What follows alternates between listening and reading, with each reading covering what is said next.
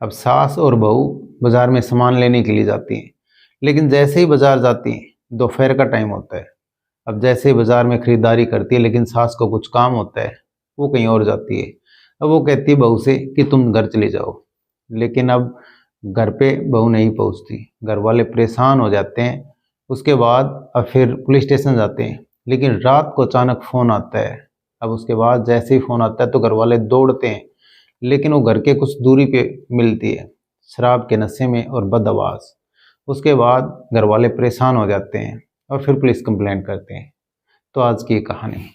तो नमस्कार, आदाब, सत श्री अकाल। मैं रवि शर्मा हाजिर हूँ एक और क्राइम की कहानी को लेकर। लेकिन आज की क्राइम की कहानी राजस्थान का एक शहर है जयपुर, और उसी जयपुर शहर में एक परिवार रहता था। लेकिन आज कुछ नाम नहीं बता सकते, कुछ गाइडलाइंस होती हैं। उसके बाद सास और बहू, अब उनको कुछ शॉपिंग करनी थी और खरीदारी करनी थी। लेकिन सास और बहू दोनों जाती हैं, दोपहर में 2 बजे घर से निकलती हैं। उसके बाद बस पकड़ती हैं और सिटी के जो बाजार होते हैं, जो जयपुर सिटी होती है, उसके बाजार में पहुंचती हैं, कुछ खरीदारी करती हैं। उसके बाद उसकी सास कहती है मेरे को कहीं पे जाना है और आप सीधे घर चले जाओ। तब तक शाम हो चुकी थी, अब शाम का टाइम था। उसके बाद वो बस स्टैंड आती है, अब मिनी बस मिलती है। अब मिनी बस में जैसे ही वो बैठती है, पूछती है मेरे को ऐसे ऐसे वहाँ पे जाना है। ड्राइवर कहता है ठीक है, छोड़ दूंगा, बैठ जाओ। लेकिन वो चल पड़ता है। जैसे ही वो महिला बैठती है, बस चलाता है ड्राइवर। उसके बाद वो उससे सवाल करते हैं कि इसमें और सवारियां नहीं बैठेंगी। वो कहता है सवारी आज पता नहीं कैसे है ही नहीं, आज गुरुवार का दिन है और फिर उसके बाद पता नहीं, ऐसा ही है। अब जैसे ही वो चलता है, महिला उस चीज से अनजान थी कि ठीक है बस मिल गई और तुम्हारे को अपनी मंजिल पे पहुंचा देगा। लेकिन उसके साथ अभी कुछ खौफनाक होने वाला था, उस चीज से वो महिला अनजान थी। अब जैसे ही बस आगे चलती है, तब तक और अंधेरा हो जाता है। लेकिन अब ड्राइवर कहीं ना कहीं अब बस को लॉक कर देता है। उसके बाद अब कहीं सुनसान जगह में लेके जाता है, उस बस को रोक देता है। अब महिला उससे पूछती है तुम यहाँ इस बस को क्यों लेके आए हो। अब वो जैसे ही शराब खुद पीता है, उस महिला को शराब पीने के लिए कहते हैं। अब महिला शराब नहीं पीती, उसको जबरदस्ती शराब पिलाता है।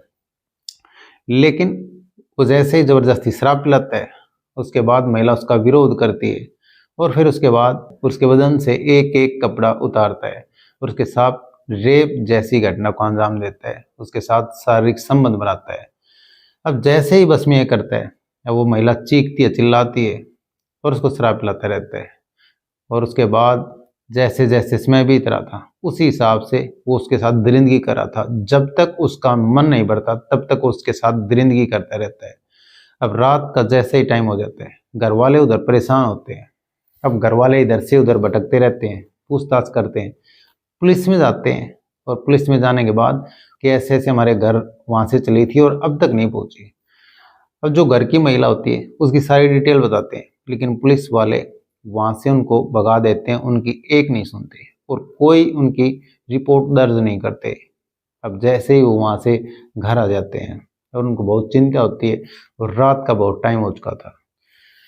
लेकिन उसके बाद अब बस ड्राइवर उधर उसके साथ दरिंदगी से उसका मन भर जाता है, तो उस महिला को अब रास्ते में धक्का दे देता है और उसको गाड़ी से उतार देता है और वो गाड़ी लेके भाग जाता है। अब महिला जैसे तैसे करके अब उसके बाद घर वालों को फोन करती है, पड़ते गिरते वो घर तक पहुंचने की कोशिश करती है, लेकिन उसका शरीर साथ नहीं देता था, उसको शराब इतनी पिलाई गई थी। उसके बाद फिर वो घर पे जैसे ही फोन करती है, वो बताती है मैं ऐसे ऐसे हूँ।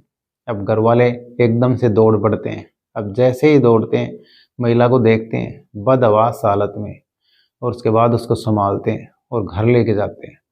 फिर महिला अपनी सारी आप बीती बताती है कि कैसे मैं वहाँ से यहाँ पे आई और फिर उसके बाद बस में कैसे बैठी और उसने कैसे शराब पिलाई और ये सब।